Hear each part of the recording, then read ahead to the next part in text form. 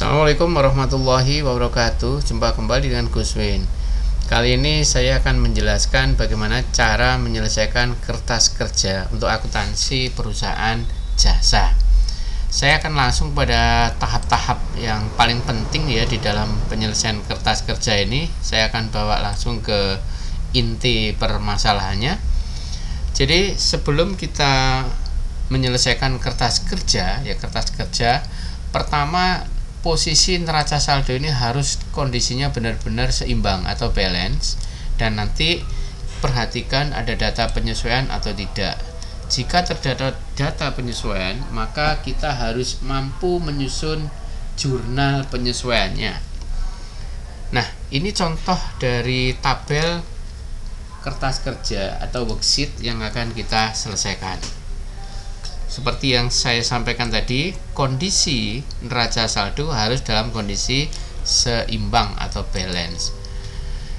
Baik, saya akan bawa langsung ke contoh soal di sini. Nah, ini contoh neraca saldo dalam sebuah kertas kerja. Kondisinya seimbang, ya, balance. Jadi debit kredit nilainya harus sama. Kemudian kita melihat apakah ada data penyesuaian atau tidak di sini. Jika ada, maka kita harus sesuaikan. Sebagai contoh, misalnya di sini ada data penyesuaian seperti ini, ya. Kemudian kita harus pandai dan terampil membuat jurnal penyesuaian. Jurnal penyesuaian sudah ada di bahasan video yang lain, yaitu bagaimana cara menyusun jurnal penyesuaian. Saya akan langsung langkah-langkah pencatatan. Setiap ada penyesuaian semacam ini, pencatatannya harus runtut debit kredit sepasang-sepasang seperti ini, ya. Saya tidak menjelaskan bagaimana menyusun ini, ya. Ini ada di bahasan yang lain. Saya akan teknis langsung pada kertas kerjanya. Kemudian ada penyesuaian lagi, debit kredit dicatat. Ada penyesuaian lagi, debit kredit dicatat. Terus begitu sampai seluruh data penyesuaian tercatat dengan benar. Dan jumlah dari kolom penyesuaian itu harus seimbang juga. Kalau enggak, kemungkinan kita salah di dalam pencatatan debit dan kredit, harus diperiksa ulang.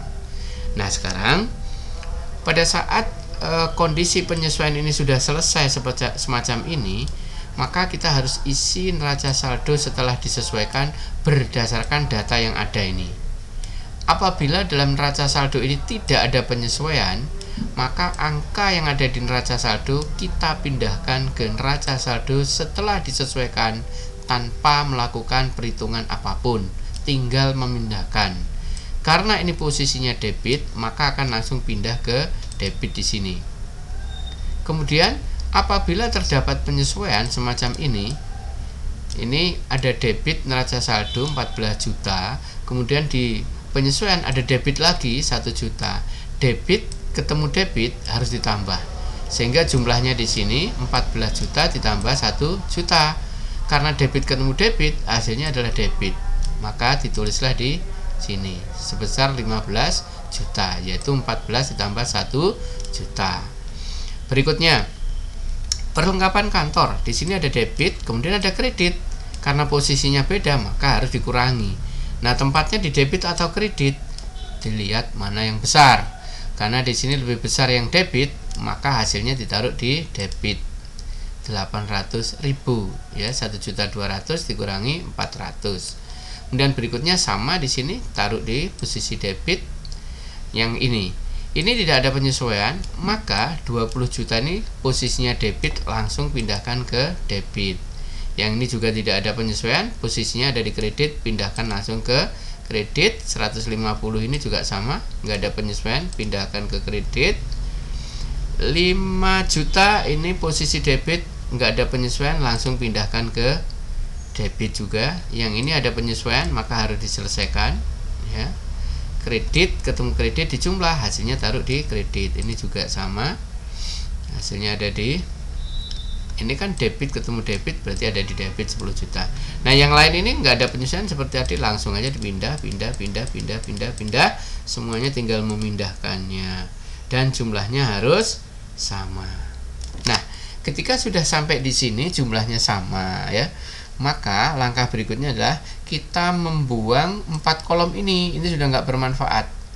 Kita akan mengolah data neraca saldo setelah disesuaikan. Hanya ini yang kita akan olah. Caranya ini kita buang 4-nya, tinggal data yang ini. Nah, sekarang tugas kita adalah memindahkan ya. Tugas kita adalah memindahkan neraca saldo yang setelah disesuaikan. Sebagian akan dibawa ke laba rugi, sebagian lagi akan dibawa ke neraca. Siapa yang akan berhenti di neraca dan siapa yang berhenti di sini? Yang berhenti di neraca adalah kelompok akun real.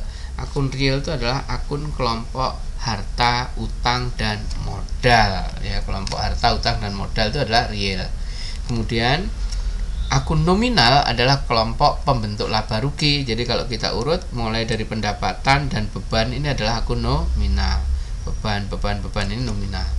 Baik, sekarang kita pindahkan 1.500.000 ke debit sesuai tempatnya ya.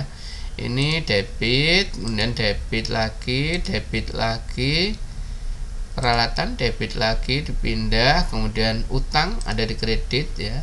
Kemudian modal juga ada di kredit. Ada lagi private ada di debit. Kemudian kita lanjutkan di sini yang masih neraca ini ya. Ini ada di kredit dan ini ada di kredit juga. Sudah selesai. Ini yang kelompok neraca. Nah, sekarang kelompok nominal mulai dari pendapatan ini juga harus dipindah sesuai posisi ya. Ini jumlahnya ya. Jumlahnya nggak balance ya, jangan dikira ini salah, enggak, belum selesai. Sekarang kita pindah dulu yang pendapatan ada di kredit, kemudian sisanya ada di debit semua. Ini debit, ini 600 juga debit, kemudian 400 juga debit ya. Kemudian di sini ada posisi kredit ya, taruh di sini. Nah, ini disesuaikan. Sudah ini ya. Nah, perhatikan sini jumlahnya. Pada kolom laba rugi, jumlah debit dengan kredit tidak sama, ini juga tidak sama. Nah, padahal jumlah seluruhnya harus sama. Kalau sudah kondisi seperti ini, jangan panik, jangan dikira ini kerjaan kita salah atau salah hitung, tidak ya. Ini yang harus kita selesaikan dulu adalah kolom laba rugi.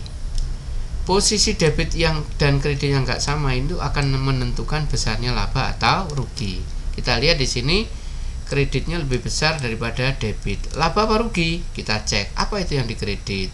Yang kredit pendapatan. Oh, karena pendapatannya lebih besar, berarti ini kondisinya adalah laba. Ini kan beban. Laba, berapa labanya? Selisih debit dengan kredit. Jadi kalau kita hitung selisihnya sekian. Nah, sekarang jumlahnya jadi sama.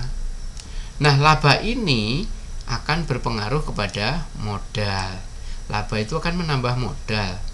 Karena ini menambah modal dan posisi modal kan ada di kredit, maka pindahkan ya, duplikasilah laba 13.850 ke sisi kredit neraca supaya jumlahnya di sini juga balance.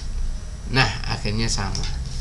Nah, demikian cara menyelesaikan kertas kerja dengan mudah.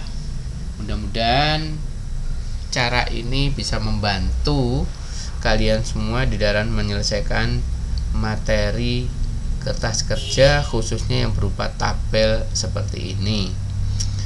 Untuk jurnal penyesuaian, silahkan lihat materi jurnal penyesuaian. Sampai ketemu di lain kesempatan. Jangan lupa untuk bertanya ya apabila ada sesuatu yang tidak jelas. Sampai ketemu. Assalamualaikum warahmatullahi wabarakatuh.